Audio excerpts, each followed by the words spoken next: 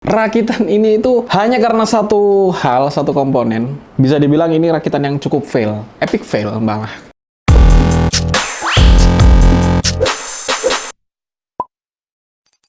Hai, welcome back to One IT Solution. Bersama saya Bayu. Dan kita kali ini kedatangan sebuah rakitan yang kelihatannya keren, tapi rakitan ini itu salah banget. Rakitan ini itu hanya karena satu hal, satu komponen. Bisa dibilang ini rakitan yang cukup fail. Epic fail malah. Penyebabnya apa? Penyebabnya itu cuma gara-gara satu hal, yaitu adalah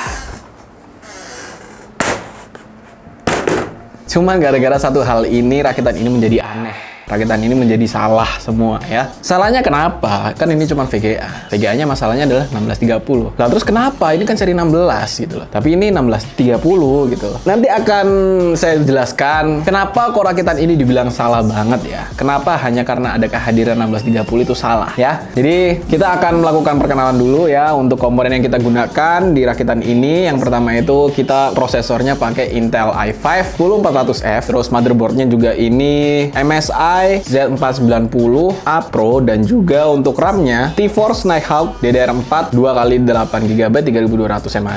Untuk penyimpanan di sini kita pakai SSD dari VC Pro NVMe 512GB.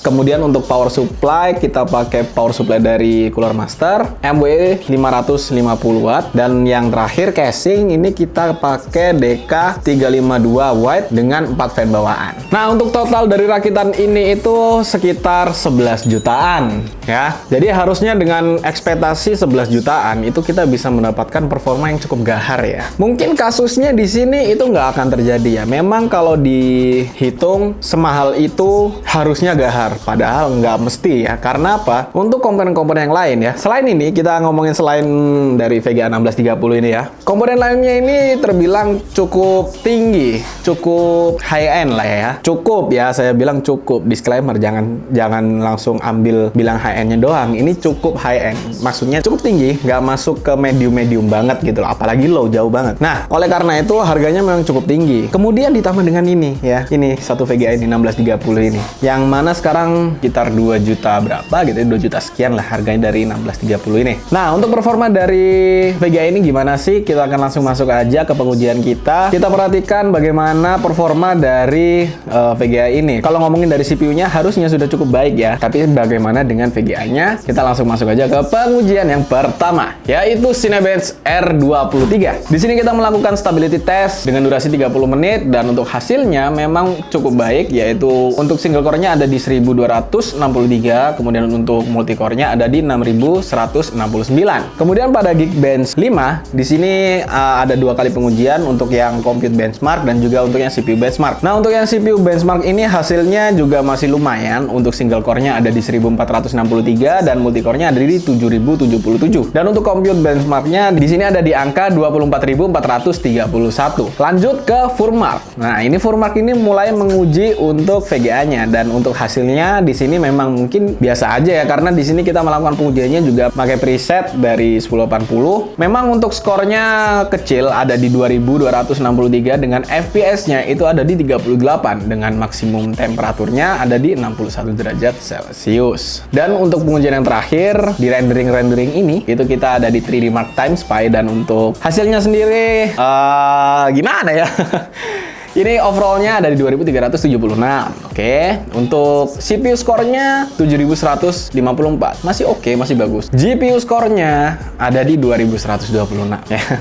Anjlok di GPU-nya. Ya, oke lah, fine lah. Kita berbicara performa dasar aja dari poin yang sudah kita kumpulkan. Memang GPU-nya sendiri mungkin nggak sengangkat itu ya. Tapi semua itu ada alasannya. Dan nanti akan saya jelaskan. Tenang dulu.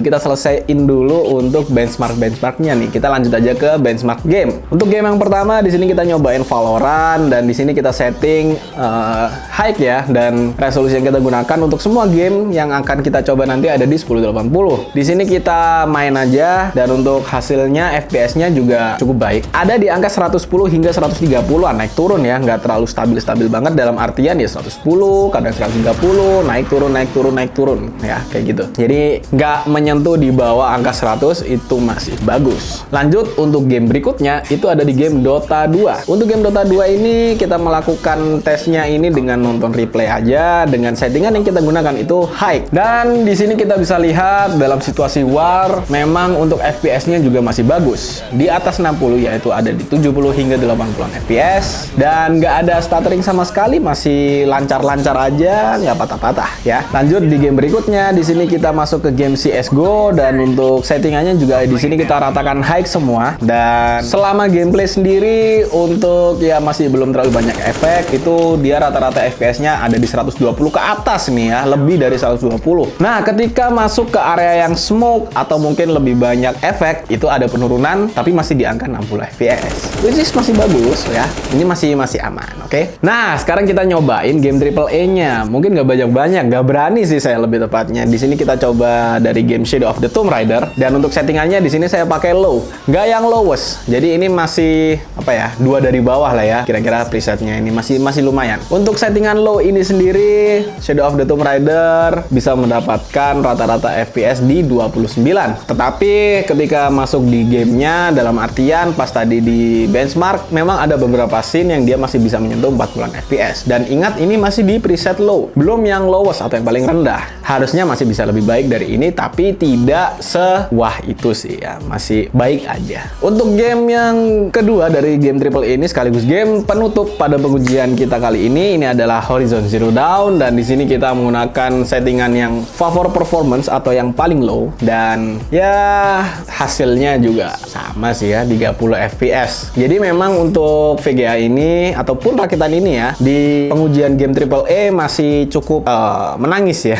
Cukup menangis, tapi untuk game-game e-sport udah aman ya. Game e-sport dengan settingan high bisa di atas 60 FPS semua, bahkan 100 FPS lebih ya. Mungkin kalau untuk Apex Legends agak sedikit berat, tapi dengan menurunkan preset itu harusnya sudah cukup ya. Nah, sekarang kita masuk ke yang dinanti-nanti adalah kenapa rakitan ini salah ya. Salah banget. Kenapa rakitan ini kayaknya ada yang nggak beres. Dan tadi sudah ditunjuk adalah ini penyebabnya, 1630 yang bermasalah. Nggak gitu ya. Jadi gini, Nvidia itu selalu memiliki seri yang belakangnya 30. Dan uniknya, seri-seri sebelumnya itu ada di GT 730 dan juga GT 1030. Ingat, GT bukan GTX. Dan yang kita tahu, seri GT itu untuk VGA-nya sendiri tidak memiliki encoder. Sehingga kalau misalkan kalian mau record game ataupun mau live stream, itu tidak memungkinkan. Nah, berbeda kasus nih dengan GTX 1630, dimana di sini sudah ada X, artinya VGA ini sudah bisa untuk encoding. Nah, masalahnya adalah seberguna apa VGA ini untuk digunakan ya. Ketika kita sudah melihat untuk performanya sendiri, ya seperti itu tadi ya, cukup menyedihkan kalau dipakai di AAA, tetapi sangat-sangat aman jika kalian gunakan di game-game e-sport yang cukup ringan. Dari sini mungkin bisa kita simpulkan kalau misalkan kalian yang memang mau live stream di game-game e-sport, ya rata-rata kan banyak tuh ya yang main Dota ataupun Valorant. Harusnya dengan VGA ini kalian sudah aman, sudah bisa dipergunakan dengan baik ya. Untuk seri dari yang kita gunakan ini adalah MSI. Di sini dia sudah menggunakan sistem dual fan, yang mana kalian bisa mengkompres lebih kecil lagi PC kalian. Ini kan ya besar ya, untuk casingnya cukup besar. Jadi kalian bisa menggunakan yang lebih kecil lagi, sehingga ya mungkin lebih menghemat space. Banyak juga kan teman-teman yang memang lebih suka PC-PC yang cenderung lebih kecil. Nah, sekarang kalau kita ngomong lebih dalam lagi ya seputar VGA ini. VGA ini pada dasarnya itu sudah memiliki sistem encoder, NVENC atau NVENC mungkin lebih gampang disebutnya. Itu adalah sistem dasar buat kita melakukan recording yang biasa kita gunakan mungkin di OBS atau software streaming yang lainnya. Karena itu sudah bisa digunakan untuk streaming, mungkin lebih gampangnya VGA ini akan lebih optimal jika kalian tidak menggunakannya untuk gaming. Loh, kok jadi gini? Ya, memang sedikit unik. Karena begini, di luar dunia gaming, ya dunia digital itu masih ada ya dunia office yang juga menggunakan teknologi digital. Salah satunya mungkin anggaplah sebuah presentasi secara online ataupun mungkin broadcasting dan sejenisnya. Ini akan cukup berguna ya untuk digunakan. Dan misalkan nih ya kalian bukanlah gamer PC melainkan gamer konsol yang memang kebetulan ingin melakukan live stream. Nah, kalian bisa tuh menyambungkan PC kalian, menyambungkan konsol kalian ke PC kalian untuk di live streamkan menggunakan VGA ini. Itu akan optimal, nggak akan ada masalah ya. Karena VGA ini juga sudah mumpuni untuk melakukan encoding atau streaming atau recording. Aman nih harusnya. Tinggal kalian mempersiapkan untuk capture cardnya, entah itu Elgato ataupun ya capture card yang lainnya mungkin favorit kalian. Jadi bisa dibilang VGA ini lebih mengarah ke kalian yang membutuhkannya ke office ataupun mungkin buat broadcasting atau sejenisnya, ataupun yaitu tadi streaming untuk konsol ya, konsol, capture card, PC begitu ya. Kalau misalkan gaming pun juga masih aman, tapi ya itu tadi ada batasannya, yaitu untuk game-game e-sport. Mungkin game-game yang berat enggak.